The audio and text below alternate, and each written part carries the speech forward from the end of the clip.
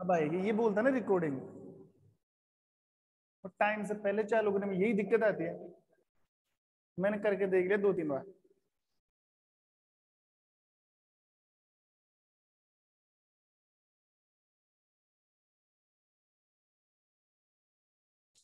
Hello, good morning बेटा।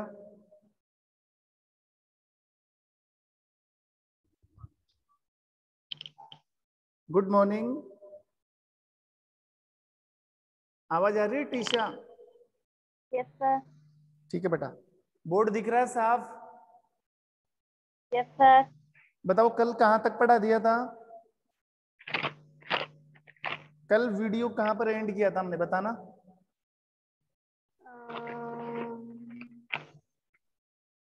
पदार्थ के गुण। Morning sir. गुड मॉर्निंग बेटा, गुड मॉर्निंग। अनुष्का कहाँ तक पढ़ा दिया था कल?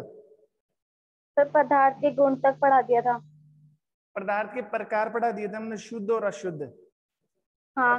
पदार्थ के गुण चालू कर लिए थे, 3 प्रकार के गुण होते हैं, उनको एक्सप्लेन करना। हाँ। ठीक है, ठीक है, ठीक है। देखो कंटिन्यू करो। तो आज का टॉपिक क्या रहेगा?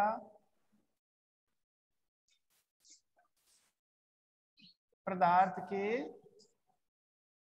गुण। और पदार्थ के कितने गुण बताए थे मैंने? 3 गुण। पदार्थ के 3 गुण। 3 गुण कौन से थे, एक बार मैं वापस बता देता हूं। पहला जो पॉइंट था पदार्थ का, वो था कि पदार्थ के कणों के बीच में रिक्त स्थान होता है। पदार्थ के कणों के बीच में रिक्त स्थान होता है। सेकंड पॉइंट ये था कि पदार्थ के कण गतिशील होते हैं, मतलब पदार्थ के कण चल सकते हैं। और तीसरा पॉइंट ये था कि पदार्थ के कण एक दूसरे को क्या करते हैं, आकर्षित करते हैं। पहला पॉइंट तो ये था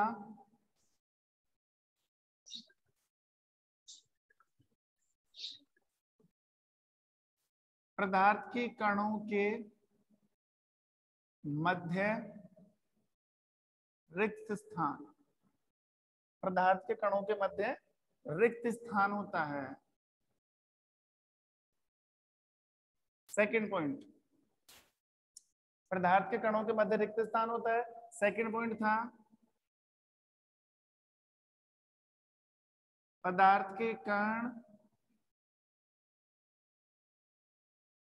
गति करते हैं। पदार्थ के कण गति करते हैं। और तीसरा पॉइंट था पदार्थ के कण, पदार्थ के कण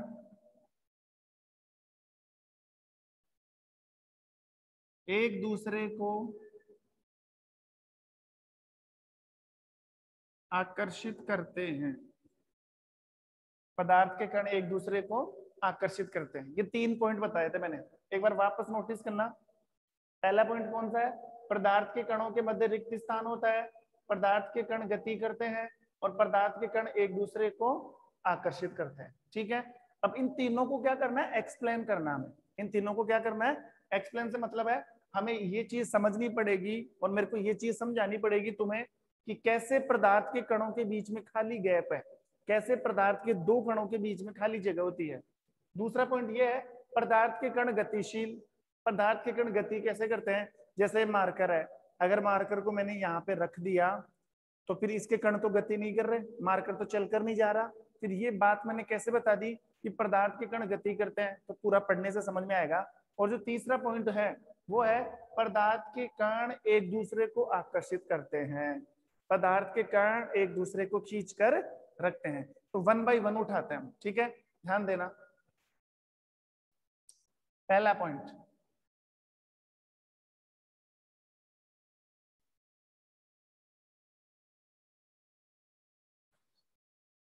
पदार्थ के कणों के मध्य रिक्त स्थान। पदार्थ के कणों के मध्य रिक्त स्थान, इस चीज को कंफर्म करना है मेरे को। इस चीज को क्या करना है, प्रूव करना है, समझाना है कि कैसे पदार्थ के 2 कणों के बीच में क्या होता है, खाली स्थान होता है। देखो ध्यान देना, इस चीज को समझने के लिए, ये वाला जो पॉइंट है ना, इस चीज को समझने के लिए हम एक एक्सपेरिमेंट करते हैं। और एक्सपेरिमेंट क्या है, ध्यान देना। सबसे पहले हमें एक ग्लास लेना है। सबसे पहले क्या लेना हमें, एक गिलास। ग्लास ले लो, बर्तन ले लो, बीकर ले लो, कुछ भी ले लो। चलो बीकर ले लिया।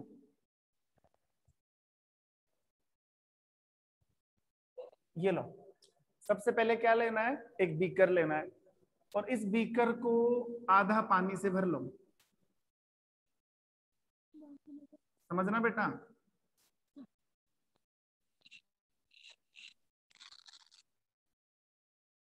ये दिखाई दे रहा है, सुनाई दे रहा है?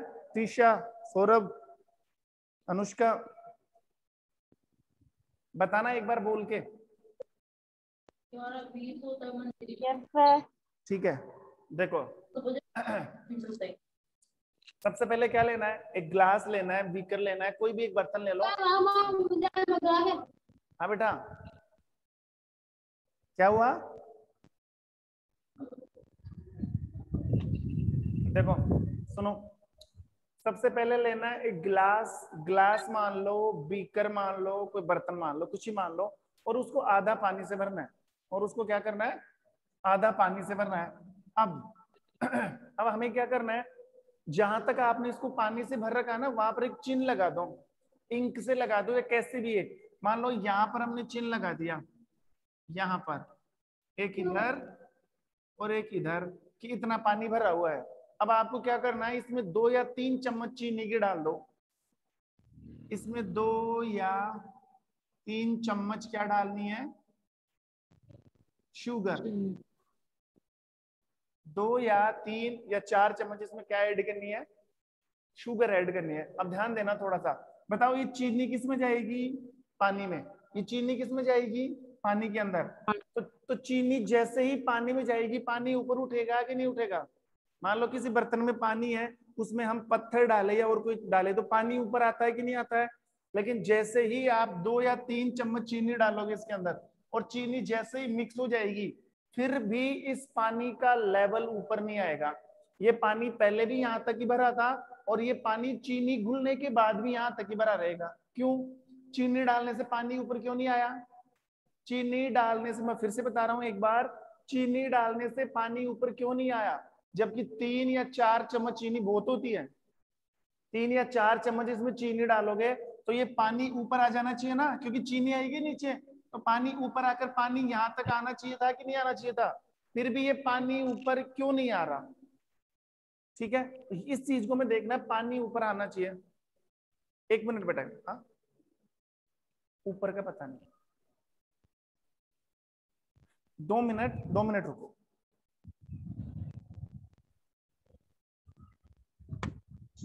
दिलराज 2 मिनट बेटा।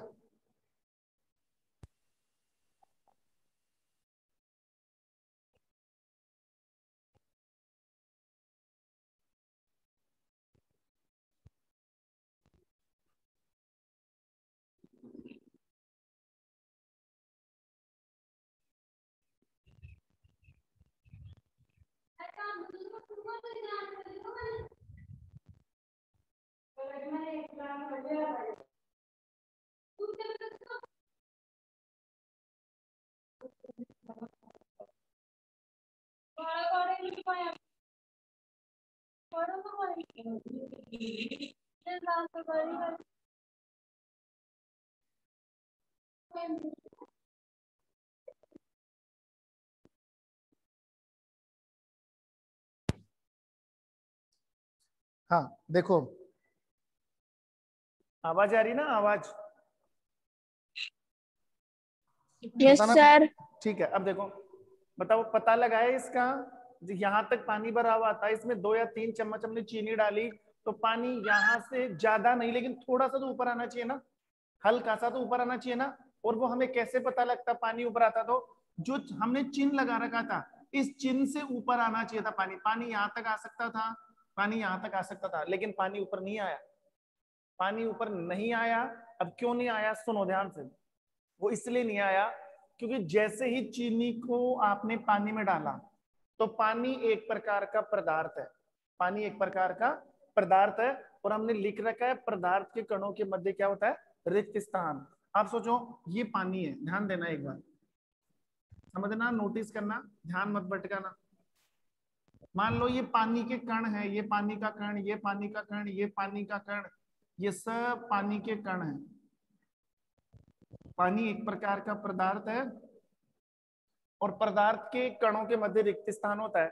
तो यहाँ पर हमने पदार्थ कौन सा ले रखा है? जल। पदार्थ कौन सा ले रखा है हमने? जल। वाटर ले रखा है, पानी ले रखा है।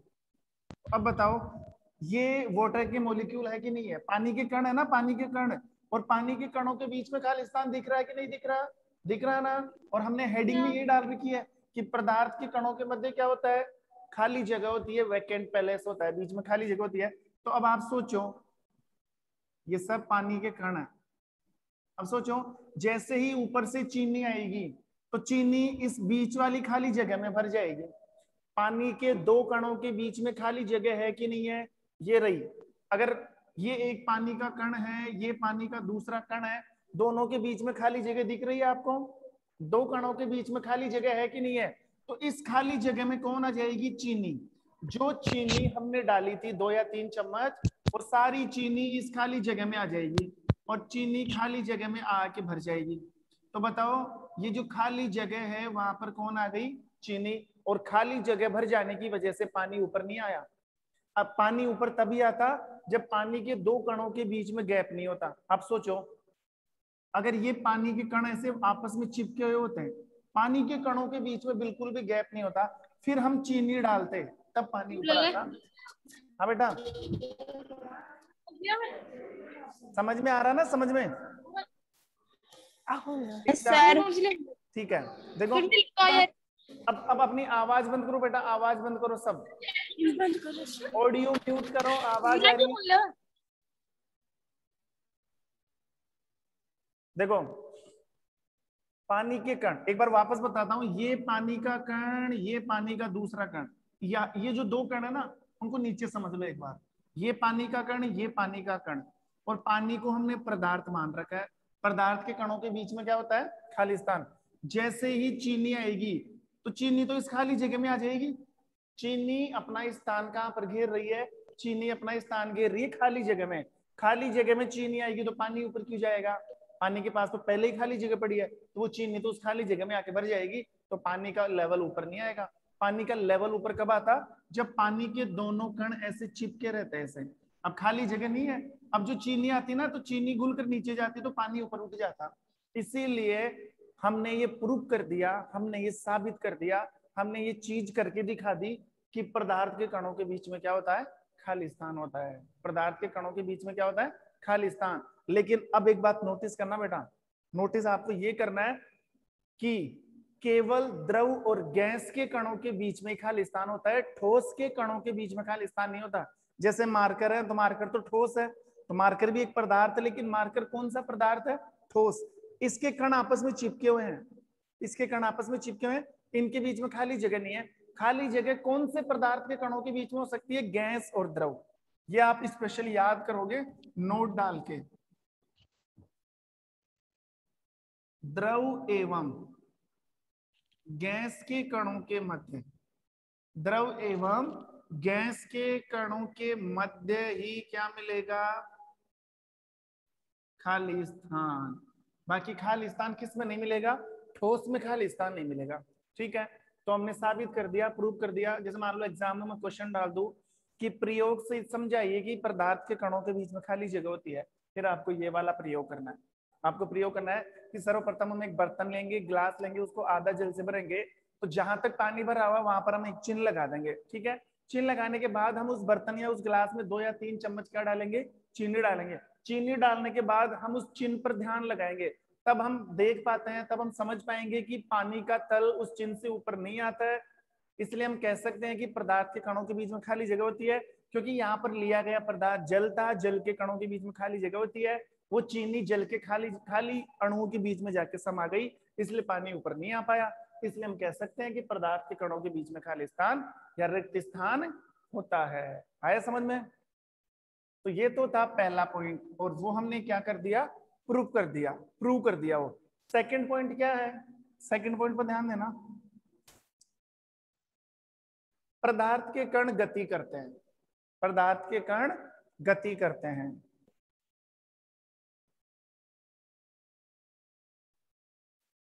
पदार्थ के कण गति करते हैं। देखो पदार्थ बेसिकली तीन ही होते हैं, तीन ही टाइप के पदार्थ होते हैं, ठोस, द्रव, गैस। तीन ही प्रकार के पदार्थ है, ठोस है, द्रव है, गैस है। ठीक है, तीन प्रकार के पदार्थ, ठोस, द्रव और गैस।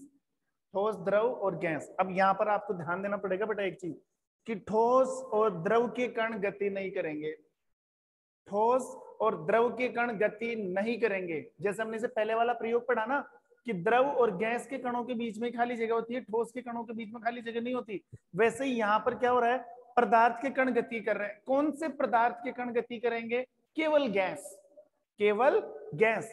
गैस के कण ही गति करेंगे, ना तो ठोस के कण गति करेंगे, ना ही द्रव के कण। कैसे? जैसे मान लो ये मार्कर है, तो मार्कर तो ठोस है, मार्कर को मैंने हाथ में रख दिया तो मार्कर चल तो नहीं रहा, अपनी जगह ही पड़ा रहेगा मार्कर। ऐसे मान लो हमने एक बोतल में पानी रख दिया, एक ग्लास में पानी रख दिया, तो पानी वहीं पड़ा रहेगा। अगर पानी गति करता तो पानी वहां से उड़कर दूसरी जगह चला जाता, मार्कर गति करता तो मार्कर यहाँ से उड़कर कहाँ चला जाता? दूसरी जगह चला जाता। लेकिन गैस गति करती है। गैस क्या कर सकती है? गैस को हम अपनी मुट्ठी में नहीं रख सकते, गैस को हम अपनी हथेली पर नहीं रख सकते। अगर हथेली पर गैस को रखोगे तो गैस तो उड़ जाएगी। इसका मतलब गैस एक ऐसा पदार्थ है जिसके कण क्या कर सकते हैं? गति कर सकते हैं। जैसे मैं एग्जांपल दूं, मान लो हमने किसी कमरे के अंदर, एक रूम है और इस रूम के अंदर हमने अगरबत्ती जलाई। ठीक है, जैसे मान लो ये कमरा है, नोटिस करना, मान लो ये कमरा है और इस कमरे में हमने यहां पर अगरबत्ती जलाई। बताओ, इस कमरे में यहां पर हमने अगरबत्ती जलाई, तो इस अगरबत्ती की खुशबू यहां पर ही रहेगी कि पूरे कमरे में फैल जाएगी? इस अगरबत्ती से यहां से गैस निकलेगी, देखते ही देखते ही देखते देखते ये गैस, ये खुशबू पूरे कमरे के अंदर फैल गई। ये गैस पूरे कमरे के अंदर फैल गई। इसका मतलब हम कह सकते हैं कि गैस के कण गति करते हैं, अर्थात पदार्थ के कण क्या करते हैं? गति करते हैं। हम डीओ लगाते हैं, कपड़ों में सेंट लगाते हैं, या बॉडी पर डीओ लगाते हैं ना डीओ, तो उसकी खुशबू आप तक जाती है कि नहीं जाती? इसका मतलब डीओ में क्या है? गैस है, तो वो उड़कर आपकी नाक तक आई। कमरे के अंदर हम अगरबत्ती जला रहे हैं तो उस कॉर्नर से खुशबू उस कॉर्नर तक जा रही है। इसका मतलब गैस से गैस के कण गति कर सकते हैं। ठीक है, केवल गैस के कण गति करेंगे, ठोस के कण गति नहीं करते हैं, और द्रव के कण भी गति नहीं करते। तो ये दो पॉइंट हमने क्या कर दिया? एक्सप्लेन कर दिया। ये पहला पॉइंट और ये दूसरा पॉइंट। तीसरा पॉइंट है, पदार्थ के कण एक दूसरे को आकर्षित करते हैं। पदार्थ के कण एक दूसरे को क्या करते हैं? आकर्षित।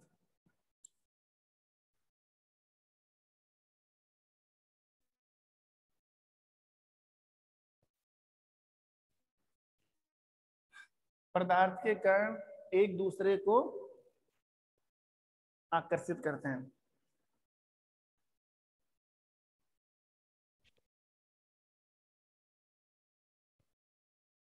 देखो बेटा, ध्यान दो, पदार्थ के कण एक दूसरे को आकर्षित करते हैं, लेकिन ध्यान रखना यहाँ पर कौन से पदार्थ के कण एक दूसरे को आकर्षित करते हैं? यहाँ पर आकर्षित करेंगे ठोस के कण। वही आपके पास तीन पदार्थ है, एक ठोस, एक द्रव और एक गैस। एक ठोस और एक द्रव और एक गैस। तो गैस के कण तो आकर्षित नहीं करेंगे, क्योंकि गैस के कण तो दूर दूर होते हैं। गैस के कण कहां पर होते हैं? दूर दूर। एक देखो, गैस का कण तो यहाँ पर मिलेगा, एक कण यहाँ पर, एक कण यहाँ पर, एक कण यहाँ पर। तो गैस के कण तो एक दूसरे को आकर्षित नहीं करते। देखो, गैस के कण मिलेंगे आपको, एक, दो, तीन, चार। ये किसके कण है? गैस। गैस के कण होते हैं दूर दूर, एक ये कण और एक ये कण। ये दोनों कण एक दूसरे पर बल नहीं लगा रहे। आकर्षण का मतलब होता है बल लगाना, वो आकर्षण का मतलब होता है बल लगाना। ये वाला कण इसको खींचेगा और ये वाला इसको खींचेगा, लेकिन गैस में ऐसा नहीं होता है। गैस में दो कण आपस में एक दूसरे पर बल नहीं लगाते हैं, वो दूर दूर जाते हैं, तो उनके बीच में आकर्षण नहीं होता है। और अगर मैं बात करूं द्रव के कणों की, तो द्रव के कण थोड़े से पास में होते हैं, ऐसे। गैस की तुलना में द्रव के कण थोड़े से पास में होंगे, तो द्रव में थोड़ा सा आकर्षण बल पाया जाता है। देखो सुनना ध्यान से, गैस के कणों में थोड़ा सा भी आकर्षण बल नहीं होता है, गैस के कण दूर दूर होते हैं, गैस के कण एक दूसरे के ऊपर बल नहीं लगा पाते हैं। अगर गैस के कण एक दूसरे के ऊपर बल लगाते हैं तो गैस पास पास आ जाती। अभी अभी सोचो, मैं इस कमरे के अंदर मेरा हाथ घुमा रहा हूँ, कमरे में मेरा हाथ घुमा रहा हूँ ना, क्यों? क्योंकि मेरे हाथ को किसी ने नहीं रोका, मैं हाथ घुमा रहा हूँ गैस के क्या अंदर। खीर काला ली जाए? हाँ बेटा, आवाज आवाज बंद करो।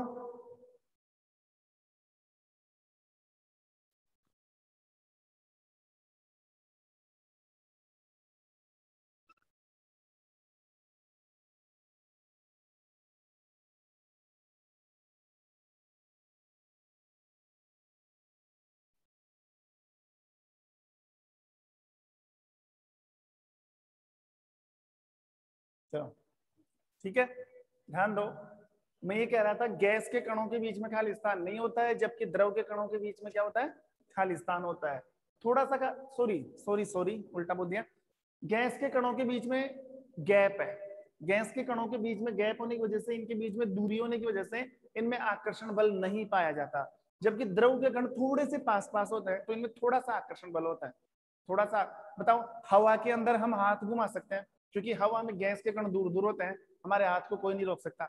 मान लो यहाँ से पानी का फव्वारा निकल रहा है, पानी का नल चल रहा है, तो पानी में भी हम हाथ चला सकते हैं क्योंकि पानी के कण भी दूर दूर होते हैं, आकर्षण नहीं होता। लेकिन मगर मान लो यहाँ पर कोई लकड़ी है, यहाँ पर ये मार्कर है, तो इस मार्कर में से मैं हाथ नहीं निकाल सकता क्योंकि मार्कर ठोस है, ठोस के कण बिल्कुल पास पास होते हैं। देखो ऐसे मैं बिल्कुल एक्सप्लेन करके सिखाता हूँ तुम्हें, ध्यान देना। यहां बना रहा हूं ये एक ये वाला, एक ये वाला, ये ये ये ये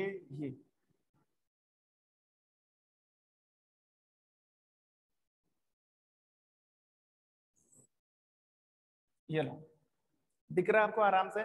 देखो समझना ध्यान से, ये किसके कण हैं? गैस के। ये किसके कण हैं? द्रव के। ये किसके कण हैं? ठोस के। सबसे ज्यादा पास में कौन से कण हैं? ठोस के। जो कण जितने पास में रहते हैं ना, वो कण आपस में ऐसे बंधे हुए हैं। एक तो मेरा हाथ दूर दूर हो, एक मेरा हाथ पास में आ जाए, और एक मेरा हाथ ऐसे जुड़ जाए। तो जुड़ने का मतलब है जबरदस्त आकर्षण बल हो गया, इनको कोई अलग नहीं कर सकता। और आकर्षण बल होने का मतलब है वो चीज ठोस है। ठोस में कण पास पास होते हैं क्योंकि ठोस के कणों के मध्य क्या पाया जाता है? आकर्षण बल पाया जाता है। तो ये वाला हाथ इसको नहीं जाने देगा और ये वाला हाथ इसको नहीं जाने देगा, दोनों एक दूसरे को पकड़ के रखते हैं। ठोस की बात कर रहा हूँ। तो बताओ गैस में देखो, मान लो गैस में मैं अपना हाथ चला सकता हूँ, मैं गैस के कणों में से हाथ को निकाल कर ला सकता हूँ, कोई रोकने वाला ही नहीं है क्योंकि कण दूर दूर रह गए ना। फिर ये किसके कण आए बीच में? द्रव के। तो द्रव के कणों के बीच में भी गैप होता है ना गैप, तो मैं द्रव में भी हाथ चला सकता हूँ, लेकिन थोड़ा सा जोर आएगा गैस की तुलना में। लेकिन मैं बताऊं ठोस में से हाथ निकाल सकता हूँ क्या? नहीं निकाल सकता, क्योंकि आकर्षण बल पाया जाता है, एक दूसरे को खींच के रखते हैं। तो ध्यान रखना, ठोस के कणों के मध्य आकर्षण बल पाया जाता है क्योंकि ठोस के कण पास पास पाए जाते हैं। गैस के कणों के मध्य आकर्षण बल बिल्कुल भी नहीं होता क्योंकि गैस के कण दूर दूर होते हैं। तो ये 3 पॉइंट थे जो मैंने समझा दिया तुम्हें। पहला क्या था? पदार्थ के कणों के मध्य रिक्त स्थान होता है, पदार्थ के कण गति करते हैं, पदार्थ के कण एक दूसरे को क्या कर सकते हैं? आकर्षित कर सकते हैं। अब पहला पॉइंट जो था, नोटिस करना मेरे साथ साथ, पदार्थ के कणों के मध्य रिक्त स्थान होता है। कौन से कणों के मध्य रिक्त स्थान होगा? रिक्त स्थान मिलेगा आपको या तो गैस के कणों के मध्य या फिर द्रव के कणों के मध्य। ठोस के कणों के मध्य रिक्त स्थान नहीं होता, पास पास होता है। पदार्थ के कण गति करते हैं, कौन से पदार्थ के कण गति कर सकते हैं? केवल गैस के। पदार्थ के कण एक दूसरे को आकर्षित करते हैं, कौन से पदार्थ के कण एक दूसरे को आकर्षित कर सकते हैं? केवल ठोस के, केवल ठोस के। ये लो, तो ये एक क्वेश्चन तैयार हो गया हमारा पूरा। और क्वेश्चन की हेडिंग क्या थी? पदार्थ के गुण। सबसे पहले हमने पढ़ा था पदार्थ, उसके बाद में हमने पढ़ा पदार्थ के प्रकार, और अब ये हमने पढ़ा पदार्थ के गुण। अब नेक्स्ट टॉपिक है और वो है पदार्थ के प्रकार हमारे हो, पदार्थ की अवस्थाएं। अब हम क्या पढ़ेंगे? पदार्थ की अवस्थाएं।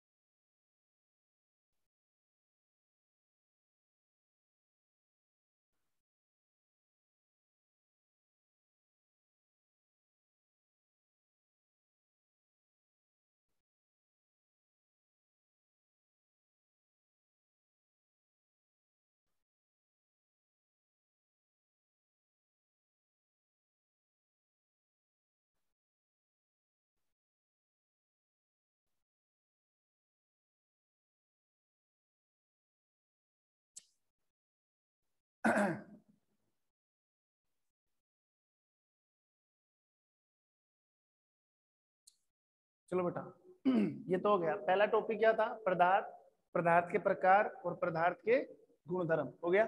अब मैं स्टार्ट कर रहा हूँ पदार्थ की अवस्थाएं। पदार्थ की अवस्थाएं, ठीक है।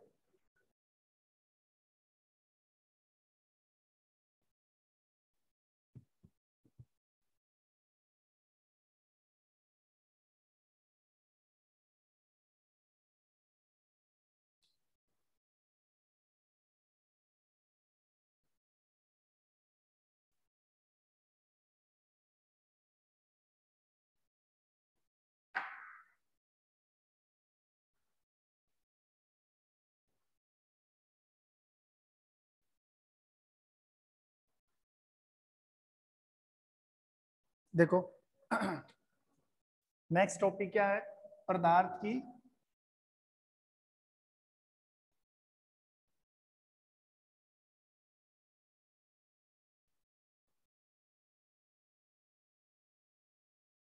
नेक्स्ट टॉपिक है पदार्थ की अवस्थाएं। अब देखो, पदार्थ की अवस्था कितनी होती है? दिखाई दे रहा है बेटा? सुनाई और दिखाई दोनों सही दे रहे हैं ना? एक बार बोल के बताना। Yes sir. ठीक है।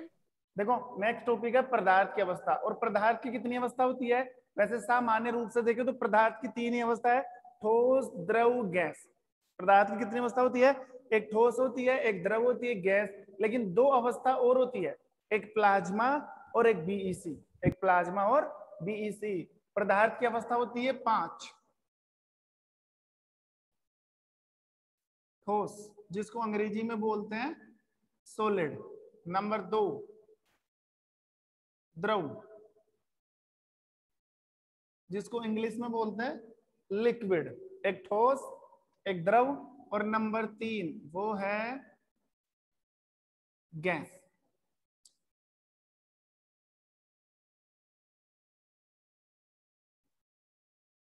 Number 4 plasma.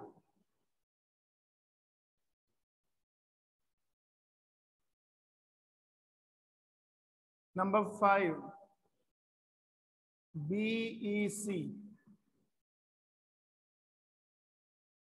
BEC Bose Einstein condensate. Bose Einstein condensate. देखो, पदार्थ की कितनी अवस्था है? पदार्थ की अवस्था है 5।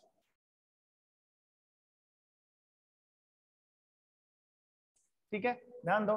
पदार्थ की 5 अवस्था है। पदार्थ की पहली अवस्था ठोस, पदार्थ की दूसरी अवस्था द्रव, पदार्थ की तीसरी अवस्था गैस, पदार्थ की चौथी अवस्था प्लाज्मा, और पदार्थ की 5वीं अवस्था कौन सी है? BEC, Bose Einstein condensate. तो आपने ठोस का नाम तो सुना हुआ है। ठोस सब जानते हैं, जो ठोस चीजें होती है। द्रव, जो तरल पानी की तरह पतली चीजें होती है। गैस सब जानते हो। प्लाज्मा और बीईसी, ये दोनों भी। देखो, प्लाज्मा क्या होता है? प्लाज्मा फिलहाल आप समझ सकते हो, प्लाज्मा गैस और द्रव का मिला जुला होता है। मतलब द्रव और गैस का मिला जुला जो रूप होता है ना, वो प्लाज्मा होता है। हमें प्लाज्मा नहीं पढ़ना इस चैप्टर में। बीईसी, ये दो वैज्ञानिकों के नाम है। बोस, ये इंडियन वैज्ञानिक है जिसका नाम है सत्येंद्र नाथ बोस। सत्येंद्र नाथ बोस। ये दूसरा वैज्ञानिक है अल्बर्ट आइंस्टीन। तो बोस आइंस्टीन कंडेंसेट, इन दोनों के द्वारा एक प्रयोग किया गया था पदार्थ की अवस्था के ऊपर। आपको यहाँ पर इसकी जानकारी नहीं लेनी है, हमें सिर्फ 3 चीज पढ़नी है, ठोस, द्रव और गैस। प्लाज्मा और बीईसी हमें नहीं पढ़ना है, सिर्फ 3 चीज पढ़ेंगे हम। ठोस पढ़ेंगे, द्रव पढ़ेंगे और गैस। ये दोनों हमें नहीं पढ़ना है। तो हमें 3 चीज पढ़नी है, ठोस पढ़ना है, द्रव पढ़ना है और गैस। ठीक है, और तीनों को अलग अलग नहीं, तीनों को हम एक साथ पढ़ते चलेंगे। देखो कैसे, एक तरफ लिखेंगे ठोस, बीच में लिखेंगे द्रव, और एक तरफ हम लिखेंगे गैस। ठोस, द्रव और गैस।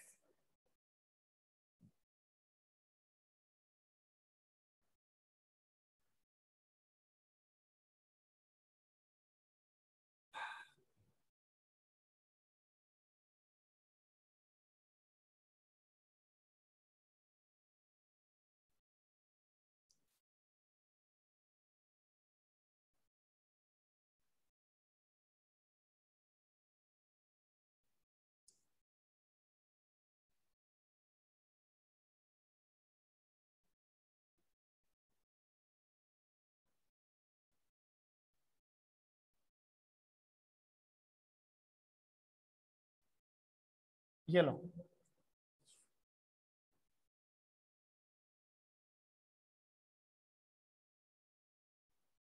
ठीक है।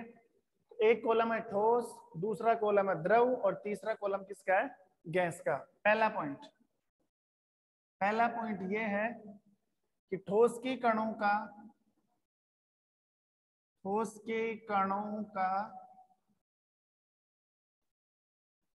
आकार एवं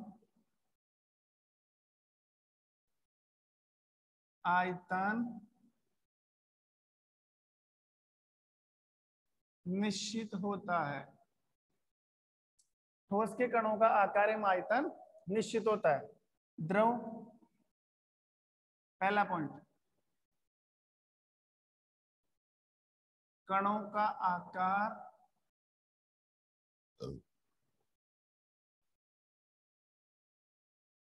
अनिश्चित एवं आयतन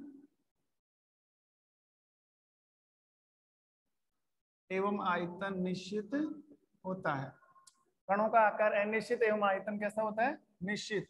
गैस के कणों का आकार प्लस आयतन अनिश्चित। देखो बेटा, पहला पॉइंट ध्यान देना। फर्स्ट पॉइंट क्या है? हम पढ़ रहे हैं पदार्थ की अवस्था। और पदार्थ की अवस्था कितने प्रकार की होती है? वैसे तो 5 प्रकार की बताई है मैंने। एक ठोस है, एक द्रव है, एक गैस है, एक प्लाज्मा, एक बीसी। लेकिन हमें इस चैप्टर में ओनली 3 ही पढ़नी है। हमें ठोस पढ़ना है, हमें द्रव पढ़ना है, हमें गैस पढ़ना है। ये दोनों हमें नहीं पढ़ना है। तो जो 3 पढ़ना है ना, ठोस, द्रव और गैस, इन तीनों के बारे में पूरी जानकारी लेनी है हमें। और इन तीनों के बारे में पूरी जानकारी तो मिलेगी ही मिलेगी। इसके साथ आपको ये भी देखना पड़ेगा कि तीनों में डिफरेंसेस क्या है। ठोस में कौन सी क्वालिटी है, द्रव में कौन सी क्वालिटी है, गैस में कौन सी क्वालिटी है। तो पहला पॉइंट क्या है? ठोस के कणों का आकार और आयतन कैसा होता है? निश्चित। देखो एग्जांपल देता हूं आपको, ये ले लो मेरे हाथ में, ये क्या है? मार्कर है ना। तो मार्कर ठोस है, द्रव है कि गैस है? तो गैस और द्रव के बारे में तो सोच ही नहीं सकते हम। मार्कर ठोस है तो इसका आकार फिक्स है। आकार है ना इसका, बेलनाकार। अब इसका आकार हमेशा के लिए ऐसा ही रहेगा। जैसे एक और एग्जांपल लूं मैं, ये क्या है? डस्टर। तो डस्टर भी क्या है? ठोस। अब इसका आकार बिल्कुल फिक्स है कि सर ये आयताकार आकार में है और ये बेलनाकार आकार में है। क्योंकि रह कैसे गया? ठोस है ना। तो ठोस के कण पास पास होते हैं, और पास होने से मतलब है उनमें अट्रैक्शन बल होता है, और अट्रैक्शन बल आने की वजह से उनका आकार क्या हो जाता है? फिक्स हो जाता है। तो ठोस के कणों का आकार भी फिक्स है और आयतन भी फिक्स है। आयतन का मतलब होता है कितनी जगह कवर करेगा। ये मार्कर, इसका आकार फिक्स है ना, ये कितनी जगह कवर करेगा इस हथेली पर? जितना इसका आकार है, जितना इसका आकार है। तो ठोस के कणों का आकार, जो भी चीज ठोस है ना, ये मैंने चश्मा लगा रखा है, ये ठोस है, इसका आकार फिक्स है, इसका आकार इतना ही है, और ये इतनी ही जगह कवर करने वाला है आंखों के ऊपर। तो ठोस के कणों का आकार और आयतन दोनों के दोनों क्या होते हैं? निश्चित होते हैं। ठोस के कणों का आकार भी फिक्स है, ठोस के कणों का आयतन भी फिक्स है। क्यों? कण पास पास रह गए ना, इसलिए पकड़ के रखते हैं तो आकार फिक्स हो जाता है। अब आप सोचो द्रव में आओ, द्रव के कणों का आकार अनिश्चित लेकिन आयतन निश्चित। समझना बेटा ध्यान से, ये कंफ्यूज करेगा आपको। आयतन निश्चित लेकिन आकार अनिश्चित। यहाँ पर दोनों ही चीजें फिक्स थी, लेकिन यहाँ पर एक चीज फिक्स है, एक चीज फिक्स नहीं है। कैसे? देखो ऐसे, मान लो ये एक ग्लास है, ये एक कप है, और मान लो ये एक प्लेट है।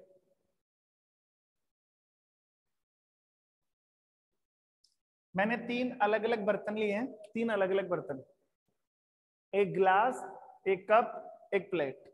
एक ग्लास, एक कप और एक प्लेट। तीनों में पानी डालो, और तीनों में पानी डालना आपको 200 ml फिक्स पानी डालना है। 100 ml ले लो, इसमें 100 ml पानी डाला हमने, इतना आया। इसमें 100 ml पानी डाला, इतना आया। इसमें 100 ml पानी डाला, इतना आया। अब बताओ, पानी पानी एक प्रकार का द्रव है। द्रव की बात कर रहा हूं ना मैं यहाँ पे। पानी एक प्रकार का द्रव है, और द्रव के कणों का आकार फिक्स नहीं होता है। आप द्रव को जिस बर्तन में डालोगे ना, उसका आकार ले लेगा। यहाँ पर हमने द्रव अर्थात पानी पानी को हमने ग्लास में डाला तो ग्लास का आकार ले रहा है, पानी को कप में डाला तो कप का आकार ले रहा है, पानी को प्लेट में डाला तो प्लेट का आकार ले रहा है, पानी को थाली में डालोगे तो थाली का आकार लेगा। देखो यहाँ पर पानी का आकार क्या बनेगा, ये देख लो, जितनी दूरी में भरा हुआ है, यहाँ पर पानी ने आकार लिया ये, यहाँ पर पानी ने आकार लिया ये, और यहाँ पर पानी ने आकार लिया ये। बताओ इसमें पानी ऐसे ही भरा था, कप में पानी इतना भरा था, प्लेट में पानी इतना भरा था, तो आकार फिक्स है क्या? यहाँ पर आकार अलग है, यहाँ पर आकार अलग है, यहाँ पर आकार अलग है। मतलब द्रव के कणों का आकार फिक्स नहीं होता है। जबकि आप इन तीनों बर्तनों में मार्कर को रख के देख लो, मार्कर ठोस है, इसमें मार्कर को रखोगे तो वही आकार रहेगा, कप में मार्कर को रखोगे तो वही आकार रहेगा, प्लेट में मार्कर को रखोगे तो वही आकार, क्योंकि फैलेगा नहीं ना, पानी तो फैल जाता है और जैसा बर्तन होता है वैसा आकार ले लेता है। इसलिए हम कह सकते हैं कि ठोस के कणों का आकार तो फिक्स होता है, लेकिन द्रव के कणों का आकार फिक्स नहीं होता है। तो ये चीज समझ में आई, द्रव के कणों का आकार अनिश्चित होता है, मतलब फिक्स नहीं होता है, जिस बर्तन में डालोगे उसका रूप ले लेगा। फिर देखो आयतन निश्चित होता है। आयतन का मतलब तो ये है कि 100 ml पानी डाला ना तो 100 ml जितनी ही जगह कवर करेगा। ऐसा नहीं 100 ml पानी डाल दिया तो 500 ml की जगह कवर कर रहा है, नहीं, इतना भी नहीं फैलेगा कि गैस की तरफ फैल जाएगा। 100 ml जितनी ही जगह कवर करेगा। इस गिलास में 100 ml नाप लो आप, उतनी ही जगह कवर करेगा। इस कप में 100 ml नाप लो, उतनी ही जगह कवर करेगा। इस प्लेट में 100 ml का मेजरमेंट कर लो, उतनी ही जगह कवर करेगा। इसका मतलब हम कह सकते हैं कि, क्या कह सकते हैं कि द्रव के कणों का आकार तो होता है अनिश्चित और इनका आयतन होता है निश्चित। आकार अनिश्चित इसलिए है क्योंकि द्रव थोड़ी बहुत गति कर लेता है, जिस बर्तन में डालोगे फैल जाएगा, उसी का रूप ले लेगा। लेकिन आयतन फिक्स इसलिए है कि फैलकर जितनी 100 ml जितनी ही जगह कवर करेगा, चाहे वो कप में हो, चाहे वो प्लेट में हो, चाहे वो ग्लास में। तीसरा पॉइंट देखो, गैस के कणों का आकार आयतन कैसा होता है? अनिश्चित होता है। आकार और आयतन मतलब गैस के कणों का कोई आकार नहीं है। अगर आप जैसे मान लो वही ले लो, ये ग्लास, ये कप,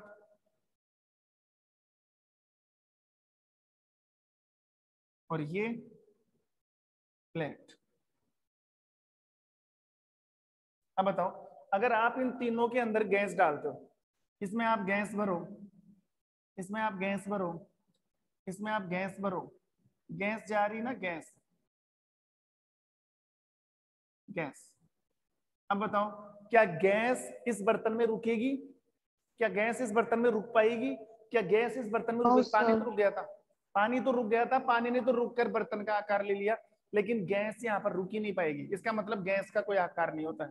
गैस को आप बर्तन में रखोगे, ऐसा नहीं बर्तन का आकार, वो तो फैलेगी, जहां तक जाएगी उड़ती उड़ती जाएगी, गैस का कोई आकार नहीं होता है। इसलिए हम कह सकते हैं गैस के कणों का आकार कैसा होता है? अनिश्चित। आयतन भी निश्चित नहीं है।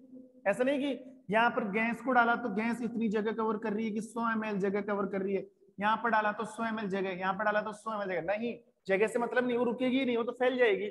ना तो आकार निश्चित है और ना ही आयतन निश्चित है। यहाँ पर दोनों ही चीजें निश्चित नहीं है। किसमें? गैस में।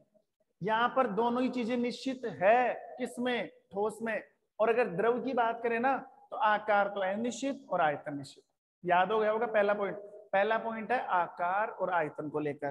ठोस के कणों का आकार आयतन निश्चित होता है, गैस के कणों का आकार आयतन निश्चित नहीं होता है, और द्रव के कणों का आकार तो निश्चित लेकिन आयतन, सॉरी, आकार तो अनिश्चित लेकिन आयतन निश्चित होता है। तो ये हो गया पहला पॉइंट। सेकंड पॉइंट देखो, सेकंड पॉइंट ये है कि ठोस के कण पास पास होते हैं। सर ये डायग्राम बनाना है क्या? हाँ बेटा। सर ये डायग्राम बनाना है? नहीं नहीं, अभी नहीं, पूरा हुआ ही नहीं, इसमें 6-7 पॉइंट एक साथ होगा। ये तो समझाने की, समझ में तो आ रहा है ना पूरा? हाँ। कोई दिक्कत आ रही है? नहीं सर। ऐसे कैसे आ रहा है ना पूरा समझ में? Yes sir. पूरा समझ में आएगा, बस थोड़े दिन आप मेरे साथ बने रहो, ऐसे